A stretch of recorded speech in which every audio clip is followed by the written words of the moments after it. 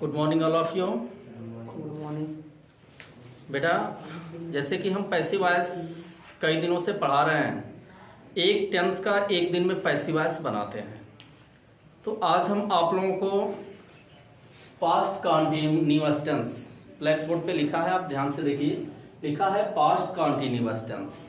इसका जो है पैसिव वॉइस पढ़ाएंगे। इसका पैसिव वॉइस पढ़ने से पहले आपको पास्ट कॉन्टिन्यूअस टेंस के बारे में ठीक से जानना होगा। तो पास्ट कॉन्टिन्यूअस टेंस अगर आप टेंस पढ़े हैं तो उसमें बताया गया होगा कि हिंदी वाक्य के अंत में रहा था, रही थी, रहे थे, ये आता है।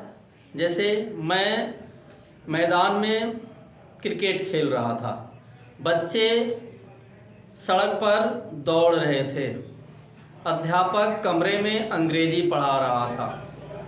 तो वाक्य के अंत में, हिंदी वाक्य के अंत में अगर जो रहा था, रही थी, रहे थे आया है तो वह वाक्य होता है पास्ट कॉन्टिन्यूअस टेंस। लेकिन हम तो पैसिव वॉइस को पढ़ रहे हैं, तो पैसिव वॉइस में होता यह है कि अंग्रेजी का सेंटेंस दे देता है और कहता है कि इसको पैसिव वॉइस में बदलिए, change these sentences into passive voice, इन वाक्यों को पैसिव वॉइस में बदलिए। तो सबसे पहले आपको टेंस को पहचानना होगा कि किस टेंस का वाक्य है।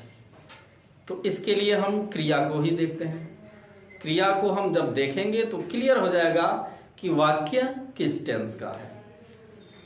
तो ध्यान दीजिए, इस टेंस में क्रिया आईएनजी वाले फॉर्म में होती है और उसके पहले जो हेल्पिंग वर्ब लगती है वह वाज और वर लगता है। वाज का प्रयोग सिंगुलर सब्जेक्ट के लिए और वर का प्रयोग प्लूरल सब्जेक्ट के लिए।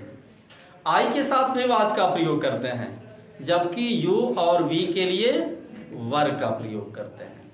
एक सेंटेंस हम लेते हैं, simple sentence.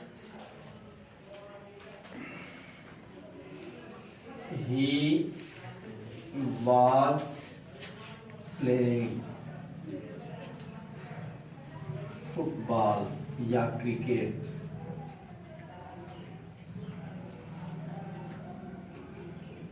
In the school.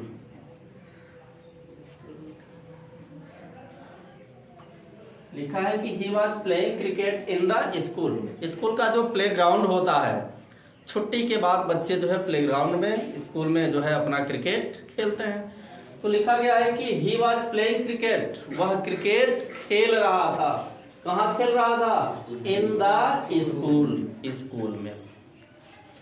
अब हम कहे हैं कि सबसे पहले क्या देखते हैं कि वाक्य किस टेंस का है, और इसको देखने के लिए हमें वर्ब को देखना पड़ेगा। इसमें वर्ब आया है वाज और मेन वर्ब आया है प्लेइंग। अगर वाज या वर आया हो हेल्पिंग वर्ब के रूप में और मेन वर्ब में आईएनजी जुड़ा हुआ हो तो वह होता है पास्ट कॉन्टिन्यूअस टेंस। वाक्य सिंपल है, सिंपल सेंटेंस है। तो जब वाक्य सिंपल सेंटेंस होगा तो सिंपल सी नियम लगेगी जो बताया गया है आप लोगों को, ठीक है। अब इसमें हम पैसिव वॉइस में बदलने से पहले ये देखते हैं कि वाक्य का सब्जेक्ट क्या है, वर्ब क्या है, ऑब्जेक्ट क्या है, एक्स्ट्रा शब्द क्या है।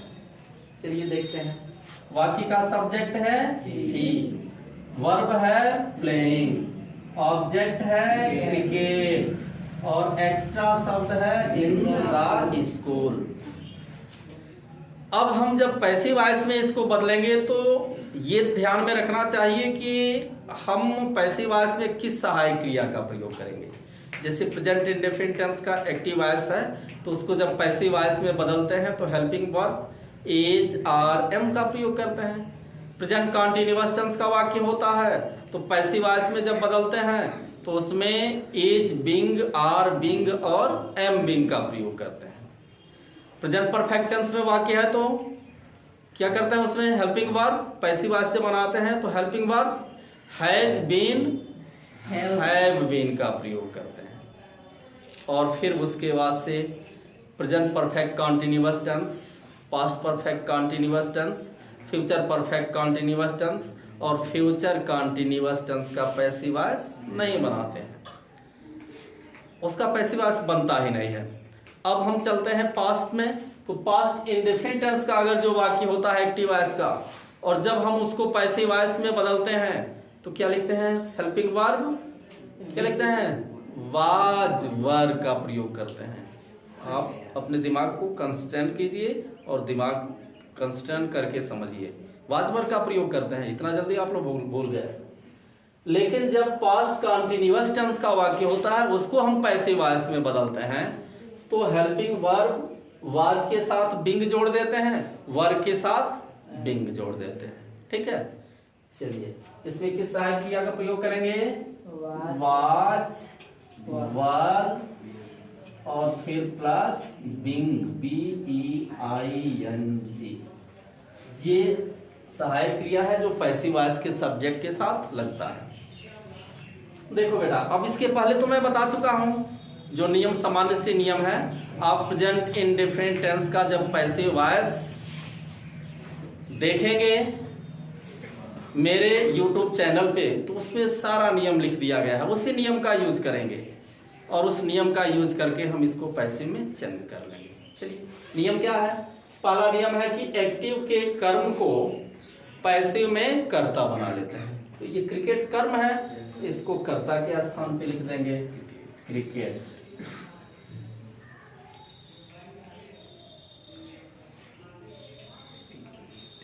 क्रिकेट। अब चूंकि क्रिकेट सिंगुलर नंबर में हो गया, जब सिंगुलर नंबर में हो गया तो हेल्पिंग वर्ब लिखेंगे वाज और बिंग। Cricket was being. दूसरा नियम क्या है कि एक्टिव वॉइस का जो क्रिया है उसको पैसिव वॉइस में तीसरे रूप में लिखते हैं, तीसरा रूप। तो इसमें तीसरा रूप प्लेइंग का तीसरा रूप प्ले, प्लेड, प्लेड, प्लेड लिखेंगे। अगला नियम ये लिखे हो कि एक्टिव वॉइस में जो एक्स्ट्रा शब्द होते हैं पैसिव वॉइस में उसको वर्ब के तुरंत बाद लिख लेते हैं। ये वर्ब प्लेड हो गया। अब इसके तुरंत बाद हम जो है एक्स्ट्रा शब्द को लिख लेंगे। एक्स्ट्रा शब्द है in the school.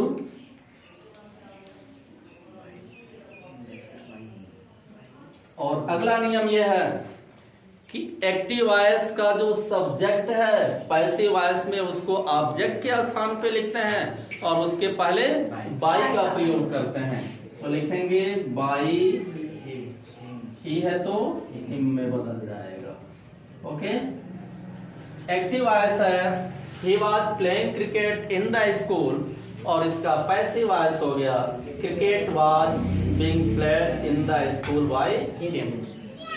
Passive voice हो गया। कोई दिक्कत? एक और सेंटेंस देखें, चलिए देखते हैं।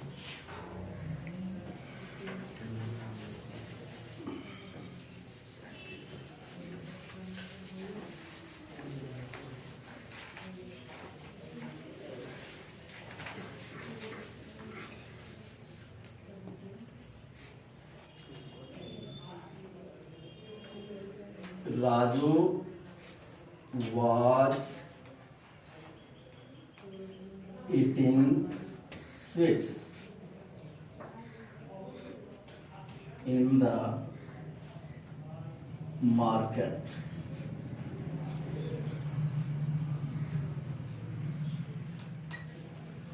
वाक्य है Raju was eating sweets in the market.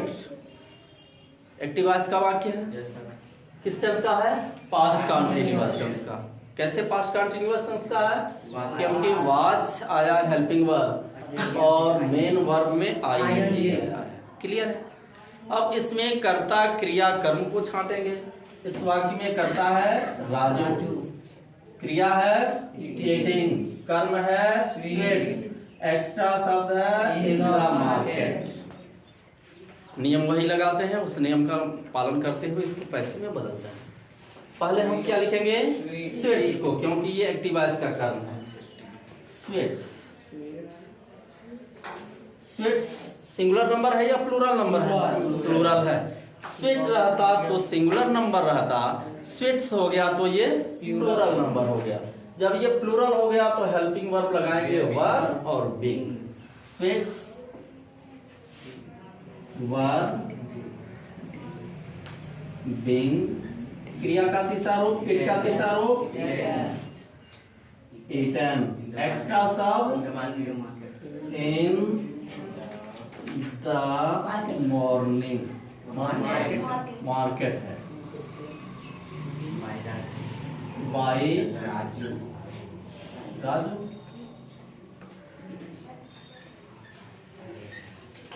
Active voice है Raju was eating sweets in the market, और इसका पैसिव हो गया sweets was being eaten in the market by Raju. Any problem? No sir. Next sentence we will study negative sentence. Okay, एक negative sentence को हम देखते हैं, लिखते हैं और समझते हैं। पास्ट कंटीन्यूअस टेंस का वाक्य बेटा जब नेगेटिव होता है ना, तो वाज या वर के बाद नॉट का प्रयोग करते हैं। ठीक है, चलिए ऐसे Ramesh was not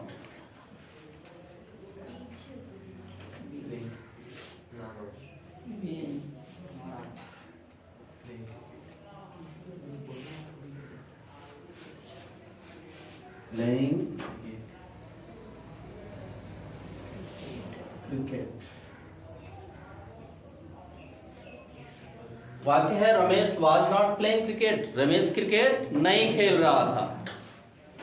past continuous tense है, क्लियर है।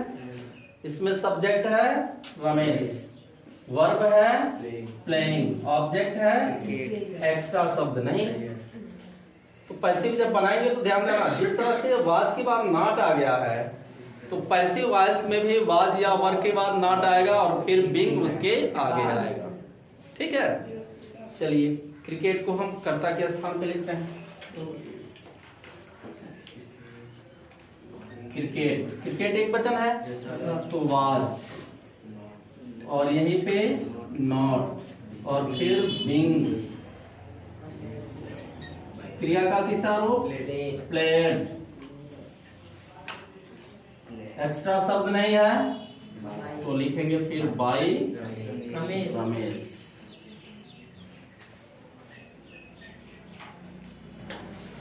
एक्टिव वॉइस है Ramesh was not playing cricket, और इसका पैसिव हो गया cricket was not being played by Ramesh. Active voice है, पैसिव वॉइस, कोई दिक्कत? इंट्रोगेटिव सेंटेंस को देखते हैं। इंट्रोगेटिव सेंटेंस हिंदी वाक्य के अगर जो प्रारंभ में क्या आता है तो उसकी आके अंग्रेजी नहीं लिखते हैं, उसके स्थान क्या लिखते हैं? वाज या वर का प्रयोग करते हैं। और एक होता है जो हिंदी वाक्य के बीच में प्रश्नसूचक शब्द रहता है, तो उसका जब ट्रांसलेशन बनाते हैं तो उसकी अंग्रेजी पहले फिर हेल्पिंग वर्ब, ऐसे होता है। और एक हु वाला होता है। तीनों को क्रम से हम एक एक करके देखते हैं।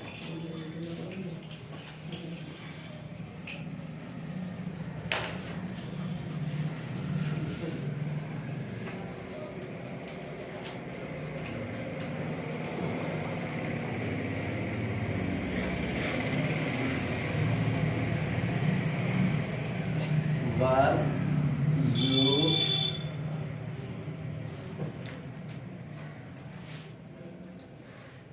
taking lunch at home? Were you taking lunch at home? क्या आप घर पर लंच खा रहे थे, लंच ले रहे थे, दोपहर का नाश्ता ले रहे थे? ठीक है, ये इसका हिंदी अर्थ हुआ।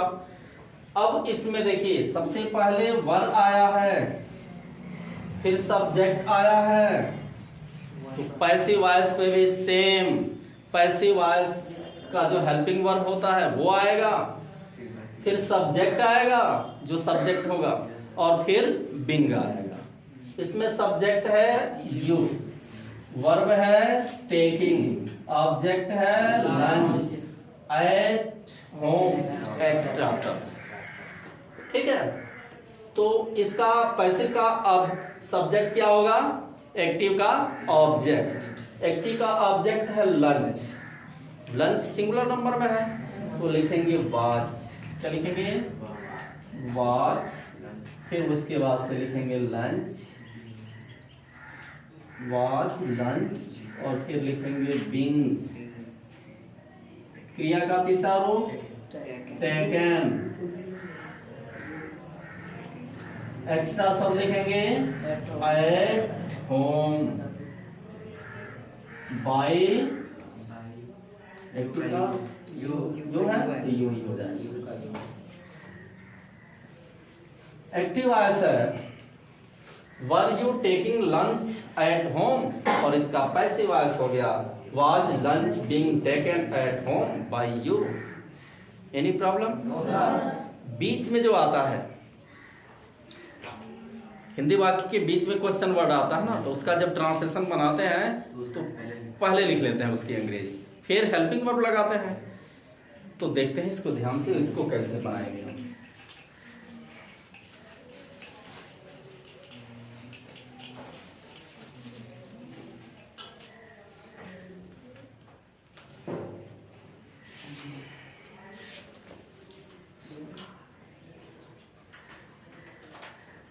Where was she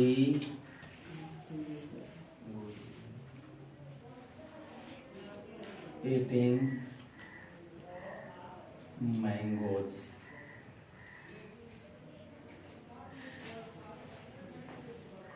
वाक्य है Where was she eating mangoes? वह आम कहाँ खा रही थी, इसका हिंदी अर्थ होगा। अब इस वाक्य में सब्जेक्ट है सी, वर्ब है ईटिंग, ऑब्जेक्ट है मैंगोज, एक्स्ट्रा सब नहीं है। अब जब हम इसका पैसिव बदलेंगे, इसको पैसिव में चेंज करेंगे, तो जिस क्वेश्चन वर्ड से ये एक्टिव शुरू हुआ है, पैसिव भी उसी क्वेश्चन वर्ड से ही शुरू होगा। शुरू करते हैं, लिखेंगे where,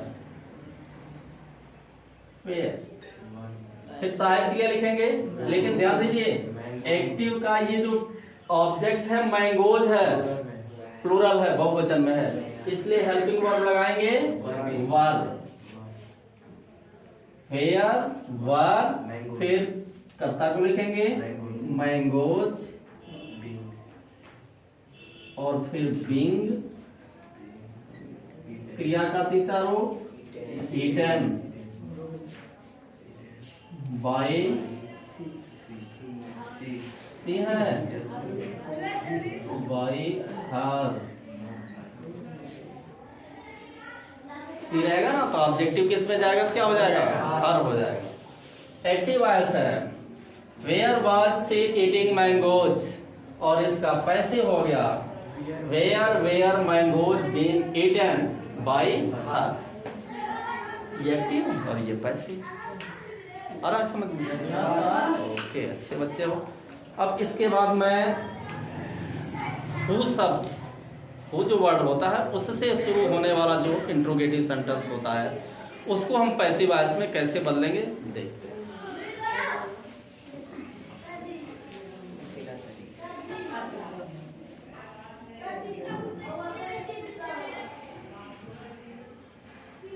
Who was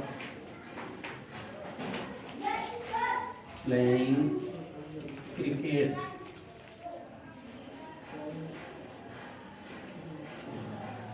Who was playing cricket? Cricket कौन खेल रहा था? अब इसको जब हम पैसिव में बदलेंगे, तो मैं आप लोगों को इसके पहले भी बता चुका हूं कि हु को हम बाय हुम में बदल देते हैं और फिर हेल्पिंग वर्ब लगाते हैं, बदलते हैं। हु को हम बाय हुम में बदलते हैं, बाय हुम। अब हेल्पिंग वर्ब लगाएंगे, इसमें सब्जेक्ट है हु, वर्ब है प्लेइंग, और क्रिकेट है ऑब्जेक्ट। तो ये ऑब्जेक्ट सिंगुलर नंबर में है, तो वाज का प्रयोग करेंगे। क्या हुआ? बाय होम वाज, फिर क्रिकेट, और फिर लिखेंगे बिंग, और क्रिया का तीसरा रूप प्लेड, बस हो गया। एक्टिव वॉइस है हु वाज प्लेइंग क्रिकेट और इसका पैसिव हो गया by whom was cricket being played. एक और नियम मैं बताया था बेटा, एक और नियम मैं बताया था, उसको भी ध्यान से देखिए। बताया था, क्या बताया था? हु को बाय होम में नहीं बदलेंगे, हु को हु ही रहने देंगे। ऐसे हु हेल्पिंग वर्ब लिखेंगे वाज क्रिकेट, फिर बीइंग क्रिया का तीसरा रूप प्लेड और अंत में लिख देंगे बाय, क्वेश्चन मार्क लगा। एक्टिव वॉइस है हु वाज प्लेइंग क्रिकेट और इसका पैसिव वॉइस हो गया who was cricket being played by. इस तरह से भी हम इसको पैसिव में बदल सकते हैं। इस नियम को बहुत कम ही लोग बताते हैं, लेकिन बहुत अच्छा है ये नियम। इस नियम से भी बेटर ये नियम है। I hope you will understand my words, and I am now going to close this video. Thank you very much. Bye. Take care.